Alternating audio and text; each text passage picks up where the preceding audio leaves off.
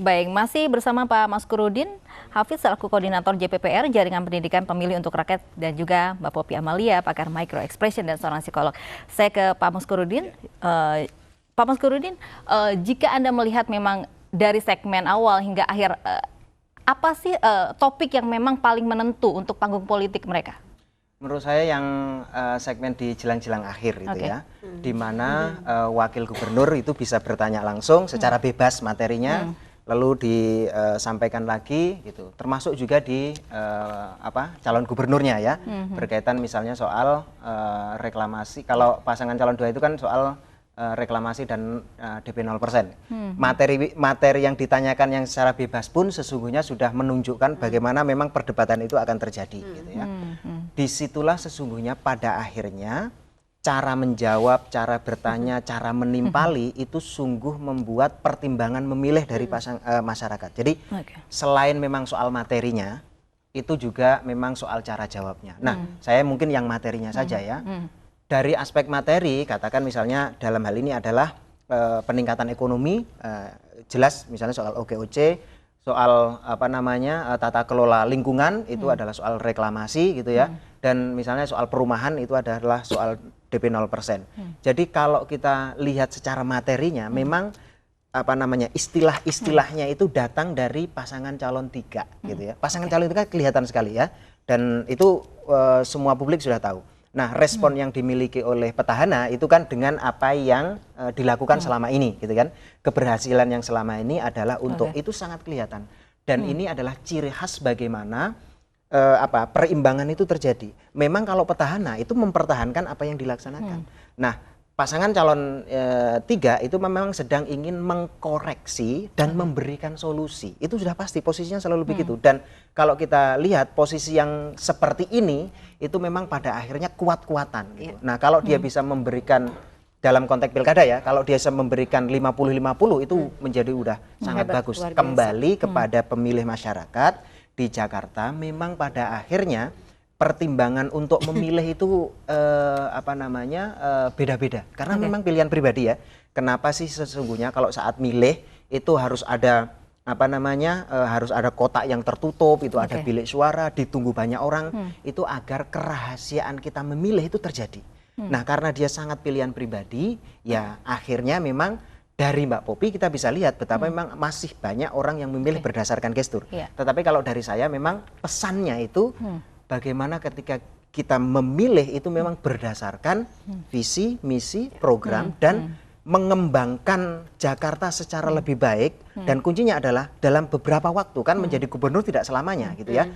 Hanya menjadi 5 tahun, 1 tahun dapat apa, 2 tahun dapat apa, 3 tahun dapat apa. Dan kalau pada akhirnya program itu tidak terlaksana, jalan keluarnya seperti apa? Itu harus penting gitu ya. Oke, misalnya peningkatan ekonomi, ternyata tidak terlalu berhasil. Jalan keluarnya seperti apa? Nah, jalan keluar dari program yang diajukan kok ternyata punya tantangan tertentu, sesungguhnya itu juga menjadi penting bagi catatan bagi pasangan calon dari debat tadi malam. Oke, artinya Pak Maskur, pertanyaan Ahok ini tentang memang DP 0% itu merupakan pertanyaan ujian untuk kepada Pak Anies begitu, atau mungkin seorang Ahok ini sangat tidak percaya dengan rumah dengan DP 0% menurut Anda? Bisa dua-duanya ya. Bisa dua-duanya karena kan dalam hal ini pertama dia ingin mendebat secara gagasan gitu. Bagaimana pelaksanaan itu gagasan itu terjadi, tetapi satu sisi dia juga ingin bermain di elektabilitas.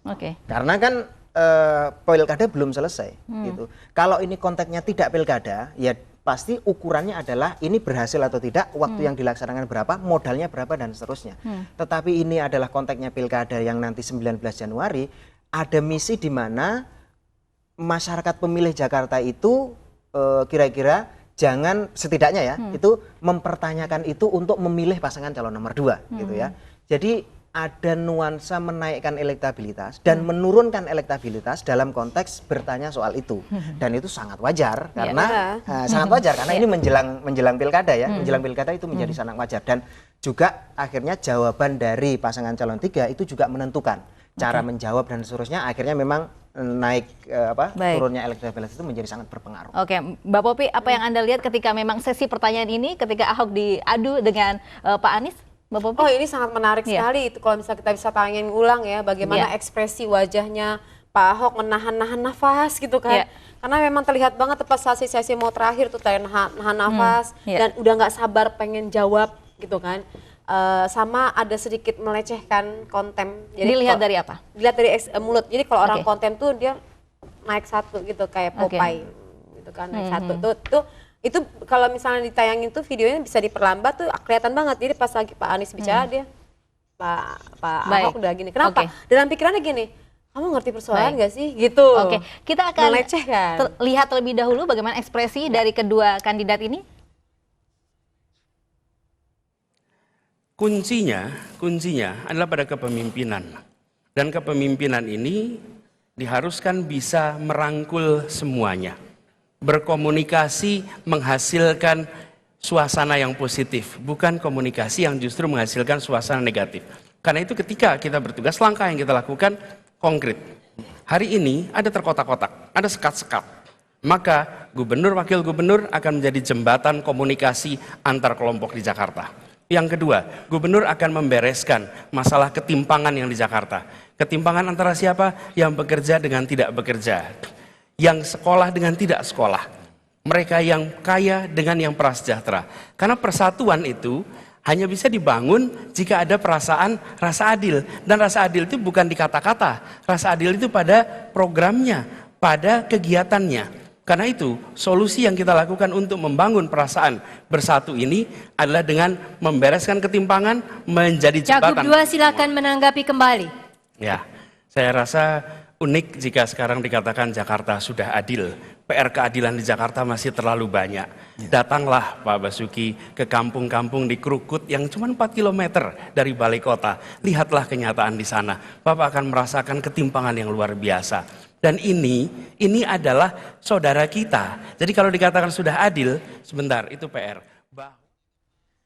Ya mungkin banyak sekali ya ekspresi di sini yang bisa dibaca sama kita Bobi. Kalau misalnya kering lidah mulut kita itu kan karena berbagai macam, diantaranya kering karena ingin memberikan jawaban, kering karena kemarahan, kering karena kondisi-kondisi yang ingin disampaikan tapi nggak mau disampaikan. Makanya beberapa kali lidahnya keluar seperti itu ingin menyampaikan sesuatu. Karena kalau micro expression itu kan perasaan akan diperlihatkan dari ekspresi wajahnya, gerakan tubuh sama verbal konten yang dipilihnya, pitch control dan volume suara gitu loh. Nah, terlihat sekali pada saat terakhir tangannya begini. Ini adalah defense gitu loh. Ini body language ya. Dia terakhir udah defense gitu loh. Kenapa? Karena kalimatnya udah menyerang sebagai gubernur, udah seperti itu. Datanglah Bapak. Tarik nafas, narik nafas yang dalam tuh untuk menarik, untuk mengisi oksigen. Satu, untuk menenangkan diri. Kenapa ia perlu menenangkan diri? Karena kalau nggak tenang nanti salah ngucap Pak Ahok. Gitu loh. Nah dampaknya tidak baik di panggung. Dan beliau kan selalu dilabelkan tadi kan, emosi tidak stabil dan lain-lain gitu. Walaupun sebenarnya kalau kita lihat ada beberapa ekspresi daripada wajahnya Pak Anies juga memperlihatkan ekspresi marah gitu loh. Tapi karena label di dalam otak manusia pertama kali adalah yang tidak bisa menahan emosi adalah Pak Ahok, maka semua mata tertuju ke dia.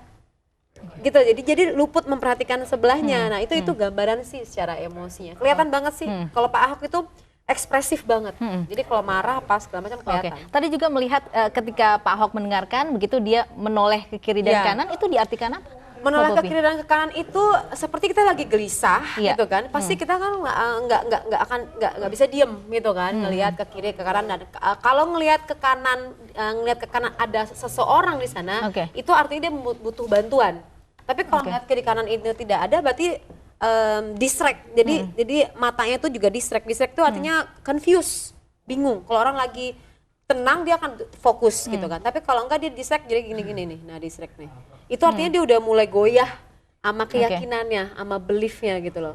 Nah itu dia udah mulai goyah, udah apalagi ya, saya harus ngomong ya, apalagi ya dalam pikirannya seperti itu gitu loh.